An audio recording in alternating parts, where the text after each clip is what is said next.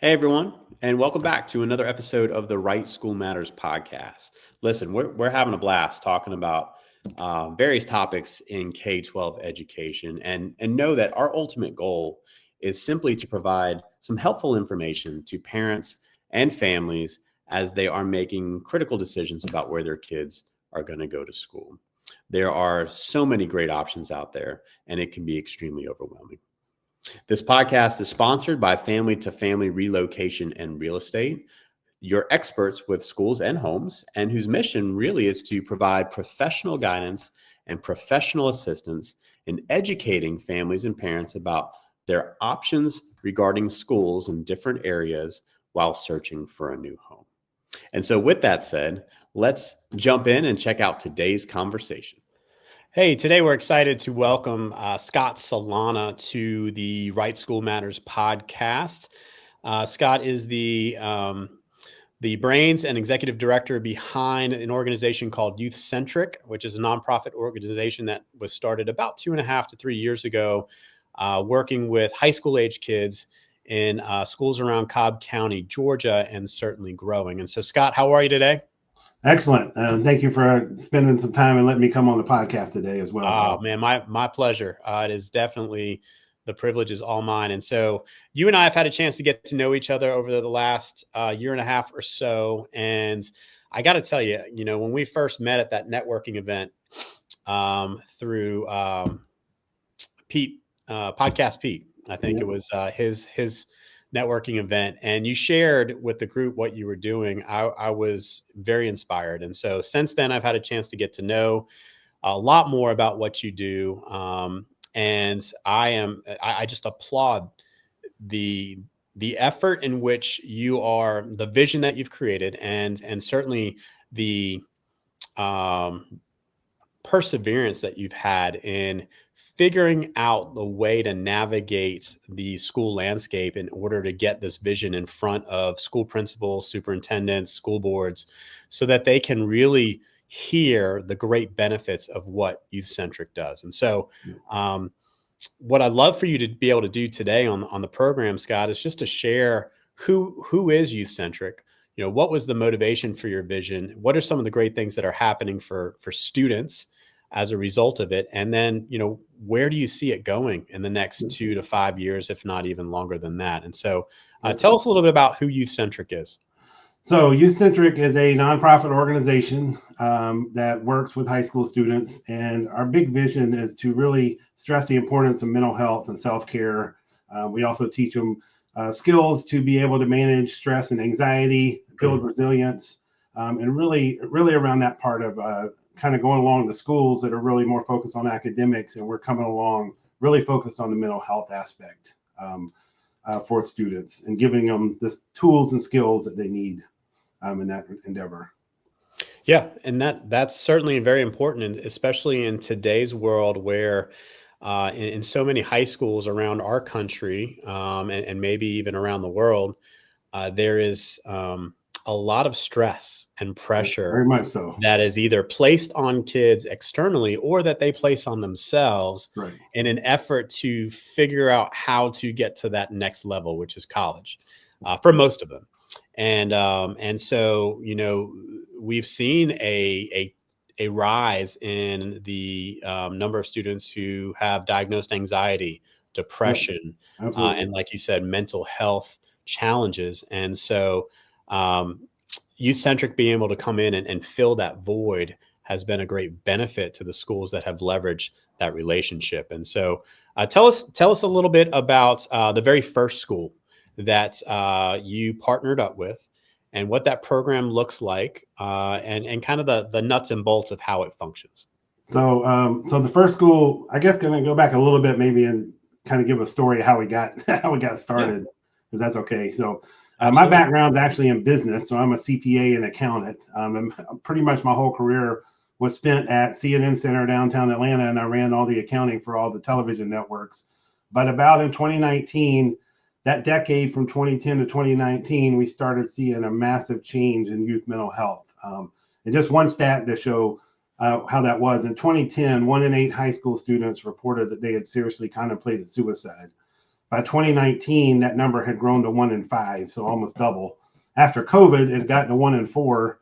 Wow. And the last stats that came out last year on teenage girls now report 1 in 3. Wow. And it doesn't matter if you look at that, school shootings, levels of anxiety, depression, almost everything kind of doubled over that decade. And so that's kind of where I got started on this and said, hey, we've got to do something different here.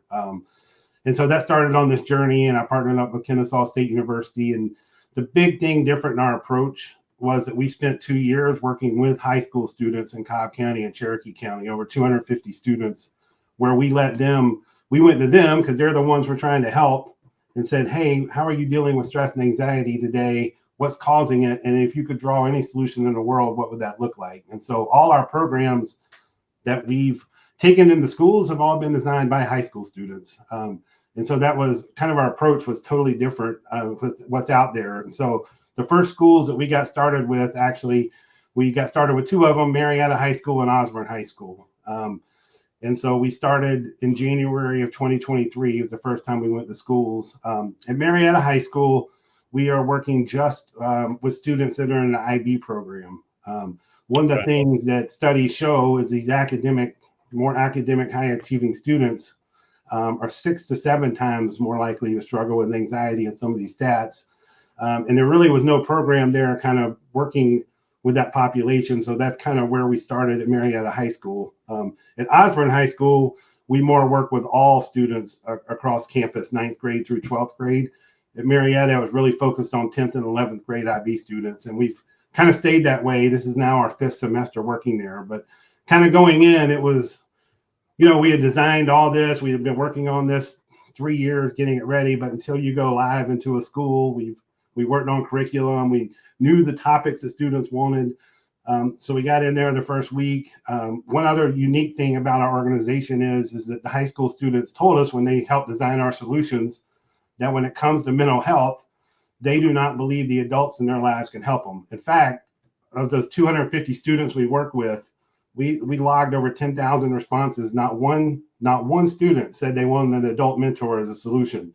And there's mentoring programs everywhere, and that's not to say they're not valuable. But on this particular topic, in stress and anxiety, they want to hear people that actually grew up with an iPhone and grew up with social media. Instagram really wasn't launched until 2010 and didn't take hold till 2012. So even today, there's still not a parent of a high school student that could have possibly grown up in this social media world. The academic pressures have changed drastically. Back when I was in high school, we had 1 AP class in our whole high school, and now students are graduating with 10 or 15 AP credits. In fact, at the University of Georgia this past fall, the average freshman had 10 AP credits. Assuming they passed all their AP classes or their exams, that basically means the average freshman at the University of Georgia was technically a sophomore. Right. And things have just totally changed over time. And so we got in there that first semester at Marietta. And one of the funniest things that happened, we had drawn all this out. We get in there and we ask them the first week, hey, what are you struggling with? Because we had prepared all this on stress and anxiety. And they brought up the term overthinking kind of across the room. We had no curriculum on overthinking kind of prepared for this. This must have all changed since COVID. Isn't that the way it always happens? So we quickly engaged a team of people we have at Kennesaw State University and some professors. And by the time we got to the middle of our program, we had kind of put together a curriculum around overthinking to go forward. And so that's another thing we try to do. You draw out this program, you have all this laid out, but things change over time, and what kids struggle with change over time. And so if we're going to keep this relevant, we've got to also stay in touch and hear from the students. Every semester, we're trying to get feedback on making sure we're hitting the right topics and getting what they need. So that was just kind of a funny story. The other thing that was interesting, we had, I think, 9 college students we hired that first semester, and it was very difficult to recruit college students. We posted jobs, didn't get any feedback, and I got a great group of students, but that was probably about the only 9 students that applied, and so thankfully they were the kind of right ones we needed. Fast forward to this semester, in our 5th semester, we had 180 college students apply for our 20 positions that we've hired now within a week. And it's our words kind of gotten out across campus, what we're trying to do, the ability to come. This generation really wants to come help kind of the next generation. They were all in high school a few years earlier, and this has kind of taken hold, and they see this as an opportunity to give back and kind of say, hey, when I was in high school, I sure wish I would have known kind of some of these things before I transitioned into college and could have worked on this back then. So it's really been incredible just to watch kind of this take off. I think at Osborne, our first semester, we had 12 students that was in our program.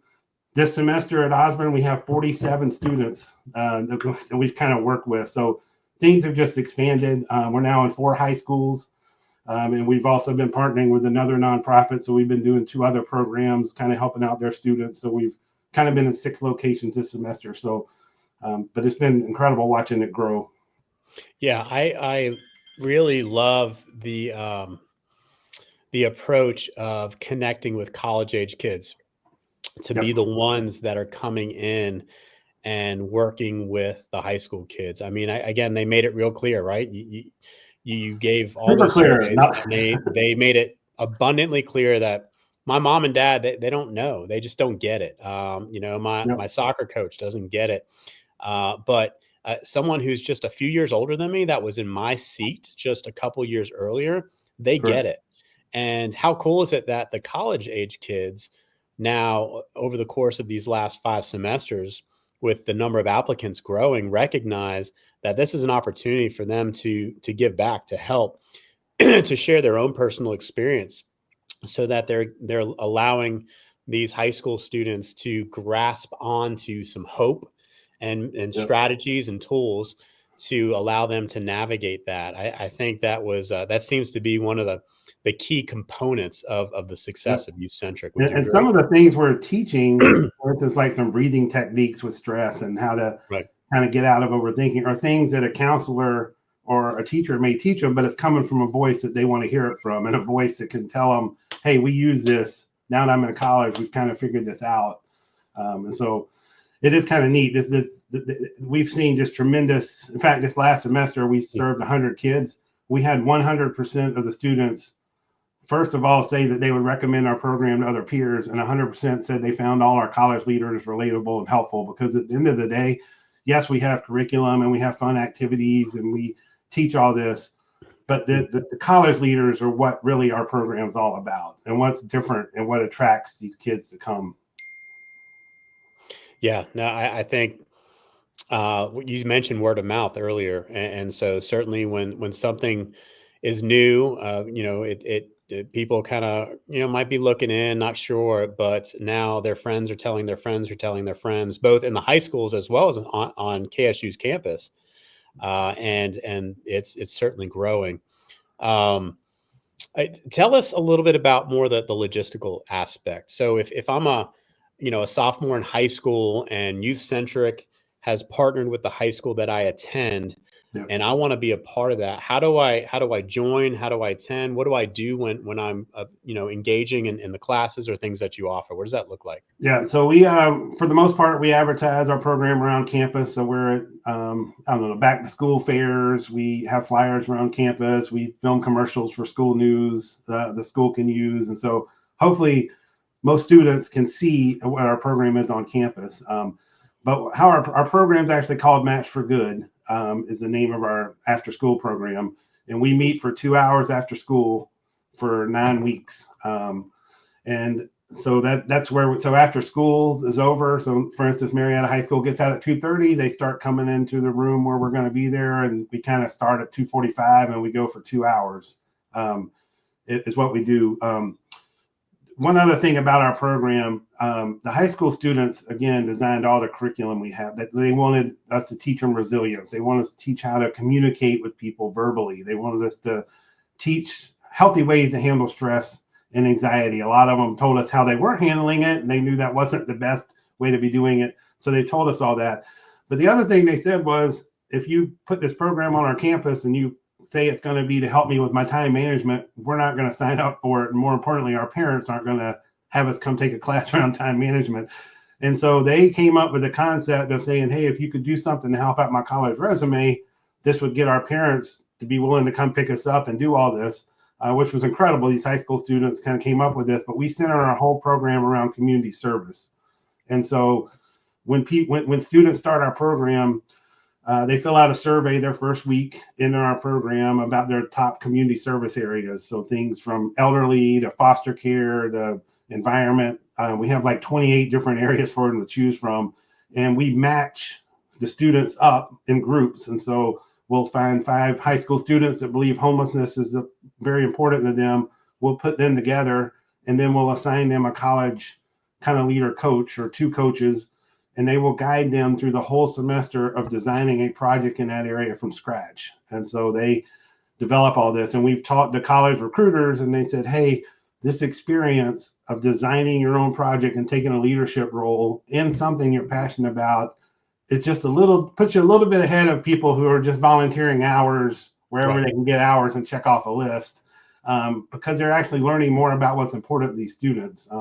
The other thing, the way we do this is these kids aren't in there with their friends. They get put in groups with people who they have something in common with, a common community service area, which last semester, 90% of our students said that they had made relationships with new peers as part of our program. That stage way after we're gone, that they've met somebody else in school that they may never have had a class with. But again, they have something in common, and they're learning to serve right along with those students. But the way our program works, typically the first hour when students are there, we have a fun activity, team games.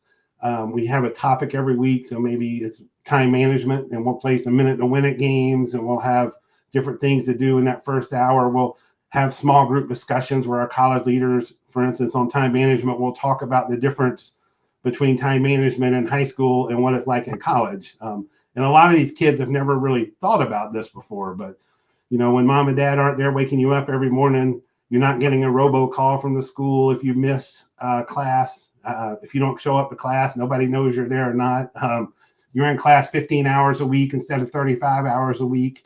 So you've got all this time, but you've also got to manage it all yourself. If you don't walk to the cafeteria, you don't eat. If you don't kind of want to go to the gym or work all this in. So they teach them a lot about this transition to college and to start working on these things now, and how they use planners and how they manage their time, and how they wish they could have learned some of this before they hit a college campus, and you've got to learn all this on the fly. So we'll do that the first hour with activities. And then the second hour, we kind of serve snacks every week, but the second hour, we really focus on the community service project. So, second week, they're brainstorming concepts and learning how to go through a whole brainstorming session with sticky notes and kind of working together to come up with their top 2 or 3 ideas. Then it's narrowed down. Week 4, they do a Shark Tank presentation where we have some of the school administrators come in for them to present, here's the project we want to do to make sure that it's going to work. And then they execute that project over the last 5 weeks of the program. So just to kind of share I can share one project. I got a whole bunch of projects we can share over time. Yeah, sure. Give us an example of a project. Just one example. We had this group. It actually was the very first semester at Marietta High School, but we had this group of 4 young ladies who had kind of grown up and having to go to food shelters and get food. And one of the things that always frustrated them was that when they go to these food shelters, they would get like 4 jars of peanut butter, a whole bunch of rice, just a whole bunch of items. They appreciated having food, but it was a whole bunch of things that don't really go together. And so they said, you know what, what I really wish families could have is that we could give them all the ingredients to make a particular meal. And so and a healthy meal. And they wanted to be able to do it cost effective because inflation was kind of going up at that point. And so they designed a chicken burrito bowl where they got canned chicken, the black beans, the salsa, the salt and pepper, rice, everything you needed to feed about a family 8. They were able to do that for $10 to get all those ingredients, put them in a box. They went to the school kitchen and prepared the meal, shot a video, translated it in 3 languages, and put QR codes together. And basically we're able to make, with the budget that we give them, they were able to make 50 boxes to give out in their community that had all the ingredients to make a meal, plus a little video that they could watch in Spanish, Portuguese, or English to kind of cook that meal and kind of get it distributed. And I just thought it was fascinating that they kind of saw a problem and something that they thought would be very helpful, and kind of created that. Yeah. And we've had projects everywhere. Kids are very innovative of what they come up with. They are, as long as we give them opportunities to do so. And I mean, I got to applaud it, Scott. You're hitting all the really kind of high level triggers to good quality instruction. And I say that as somebody who spent 20 years in education as a teacher and principal and all of that. And so, there are a few things that I want to bring back in just to make sure that our viewers and listeners didn't miss. And I attribute these specific items to the great success that Youth Centric is having in such a short period of time. First thing is relationships.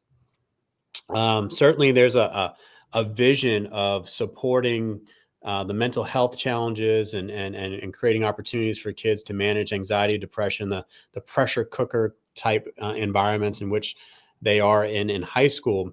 But you described the connections that kids are making with one another, with their peers, with their college student. That certainly is critical now, but that can be a friend for a lifetime. And so when relationships are at the very core, it becomes genuine and authentic. And as human beings, that's where we experience the most growth, because it's real. The second thing is just the relevance. That these projects that have a real life impact on their local communities. Yeah, it's not something you're doing on a sheet of paper or even a module that gets just thrown into a binder or in a folder on your computer. These are things that are coming to life and having influence and impact on people. And so when high school age kids see the opportunity to do that, to use their creative flair, to be innovative, to be thoughtful, especially in an environment where compassion and empathy and all of those critical skills are applied, no doubt they're going to rise to that occasion and become invested. And then the last thing is, I mean, this is the biggest thing, is you have snacks. Right? I mean, these are high school age kids. You might have to write grants right when they come in the room. The first thing they get after school is snacks to kind of transition, and then we also give them more snacks in the middle, and that is snacks, and more snacks. They're very important. They're growing high school age kids. So exactly right. One of the best ways to draw kids in is to feed them. That is true. That is good. No, that's great, Scott. It's really good to hear the level of his success. And so early on, you mentioned one of the draws that Youth Centric has, specifically when you consider what the parents look at, is this ability to build out their college resume. Correct. And it sounds like you've gotten some feedback from colleges on the quality of what those things offer. And so when kids are coming to the after school program, and they are engaged, and I think you said it was a 9-week program. Do you offer training on how they capture that experience and then are able to then translate it to a college resume? So we do talk about we've kind of gone through community service is usually one of the college admissions. They have to take questions like all the time. Right. And so we do part of our Shark Tank experience that we do early on is for them to really explain the why these things matter to them. So that's the first thing we really hit on hard. Why is homelessness? You chose homelessness. Why does that matter to you? And it's hard sometimes to draw these stories out, but this is what. But a lot of them will say, hey, when I was growing up, we were moving. We never really had a home, and we were going around different places. And when they're able to kind of get that out in front of teachers, it's a very safe environment. You're not getting graded. That's the first thing, is really making sure why these certain things really matter to them. But then in our last session, we kind of go through and have a time where we try to help them understand the what, the why, the how, what. When they did their project, hey, it didn't go exactly how we wanted. What would we have done differently? What did we get out of it? What was your role in the project? And so they kind of have the framework of all the key points they need for when they actually do go to complete this essay. So we're not helping them write it, but we are kind of helping them phrase out, here's the 5 most important things you need to be prepared to talk about that college is looking for. Is, why did this matter? What did you do? What role did you have in it? What impact did you make to the community? And if you encountered any struggles or challenges, how did you overcome those, and would you have done anything differently? And so we do kind of sit down, and by that time, after 9 weeks, the college leaders have a really good relationship with these students, and so the conversations are much more rich, and they can kind of go through and frame that out. That's great. What another great result or byproduct of the vision that you've had for Youth Centric. Where do you envision Youth Centric being, or where would you like Youth Centric to be 5 years from now? So just recently, just an update, we just received grant funding for the next 2 years to expand our programs to Cherokee, Bartow, and Paulding counties. So we've only been in Cobb at this point, and the Cobb County Commissioners really invested in us 2 years ago, and for this idea and concept to get out. And we have worked hard every day to make an impact on the students in Cobb. But now we have the ability to expand. And in the fall, we plan to be in 8 high schools, 4 in Cherokee, Bartow area, and 4 in Cobb. And I'm going to have to hire roughly 30 to 40 college students to fill all these roles. And so we're seeing tremendous growth. So we're real excited about that. But ultimately, what I want to do, it's been incredible. We've actually had, over the last 4 semesters, we've had college students from Clark Atlanta, Spelman, Georgia Tech, Georgia State that have been part of our program and have driven up to Cobb County. And you can imagine the traffic they're facing when we get out at 5:45 to go back. The majority of our students obviously come from Kennesaw State because that's right here in our area.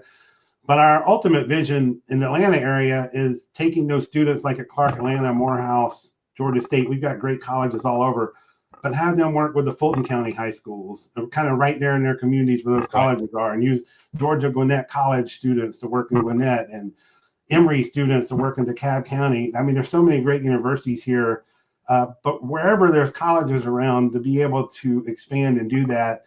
And it goes broader than that. I think in the next 2 to 3 years, I'm hoping that we can get outside of Metro Atlanta and, go to a town like Savannah, work with the Savannah high school students, and use students at Savannah State University and Georgia Southern University, and go to Albany and use students at Albany State University, and really hit these pockets around the state.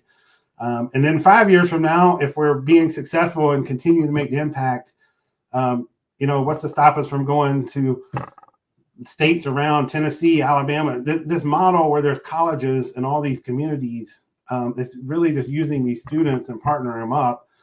As you said before, I really think the high school students are the one that kind of designed this and said they wanted to learn from people they grew up with. But I think this model can go anywhere that you have colleges and universities. And I think I've heard in Georgia that there's no town that's more than an hour away from a university, for instance. And so you could pretty much spread this all over the state. But again, anywhere where there's colleges, that would be the vision of what we want to get to.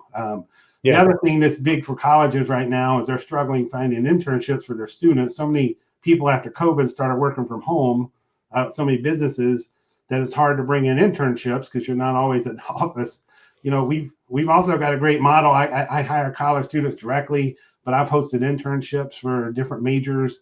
And this is a great way for them to kind of come in on these other universities and be able, especially for social work students or students that are going to go in education, to be able to get internships, or psychology, or anybody that wants to work with young people, to kind of have them plug into our program and get internships. And so I just think this model can kind of get spread. Yeah, I agree. I don't think there's any limits to it. Well, Scott, that's awesome. Thank you so much for sharing about Youth Centric, and it's been fun to watch from the sideline how amazingly quick the growth has occurred just here in the northwest corridor of Atlanta. Getting into several more counties next year, connecting with the state board of Georgia. And, I think that's all indicative of the great impact and high need of such a program to support kids with mental health. Just real quick before we go, I want to transition for the viewers and listeners that don't know where Cobb County is. Where Cobb County, Georgia, is northwest of Atlanta, and it services the areas of Kennesaw, Marietta, Ackworth, Powder Springs, and those are some of the primary areas in Smyrna. And so Paulding County, Bartow County, Cherokee County are kind of the surrounding counties west and north of Cobb. And so for those who aren't familiar with the area, Scott, you and I both live in Cobb County. Our kids go to school in Cobb County. And so if people are thinking of relocating to this area, what are some things that you would think they would want to know about the area, that they should experience? Maybe a fun, restaurant that you have that you like to go to. Tell us a little bit about Cobb County. So yeah, I've been in Cobb County now since I moved. I grew up in South Georgia and went to Florida State, but I've been here since '93. We lived in Cobb County pretty much that whole time. So the schools overall have been really good. Both my daughters went to Hillgrove High School here in Powder Springs, but in part of Cobb County schools. And so that's been fantastic. My youngest daughter is now at Kennesaw State. So we're still in Cobb, although she's not here anymore. She has an apartment in Kennesaw, but they have, a huge university there. Lots of high school, different options, private and public here in Cobb. But Cobb just offers a lot. That you got the Braves that are now in the southern Cobb area. So the Battery area is really nice to kind of go down to visit. And then all the surrounding counties right around North Cobb are fantastic. Red Top Mountain, things in Bartow County, but it's right outside the line. One of my favorite places to go to is actually in Dallas, Georgia, which is right here beside Powder Springs. But on Saturday, there's a barbecue food truck. Actually, I wouldn't call it a restaurant. They come out to the Dallas markets. And it's Boobadoo Barbecue, and it's the best barbecue I've had ever in Atlanta. It's more like Texas. They're there every Saturday at noon, and they go until they sell out. And so that's been really nice. But yeah, a lot of the Cobb County areas you can find anything you want in Cobb. It's got just a tremendous amount to offer to residents here. And like I said, we've lived here. We've lived in the Vining, Smyrna area. And then once we got a family, kind of moved out to Powder Springs and love it out here. We're in West Cobb, kind of right on the border of Paulding. But East Cobb's very nice too. I mean, we do a lot of work over there as well. Yeah, no, West Cobb as well. And very, very happy to be here. And so there you have it, folks. Scott Solana with Youth Centric, changing lives for high school age kids here in the Northwest corridor of Atlanta, Georgia, and growing rapidly. And so if you are thinking of relocating to Georgia or the metro Atlanta area, look up Cobb County. Great schools, great opportunities, great place to raise a family. And so with that said, we thank you for joining us, and God bless. Thank you.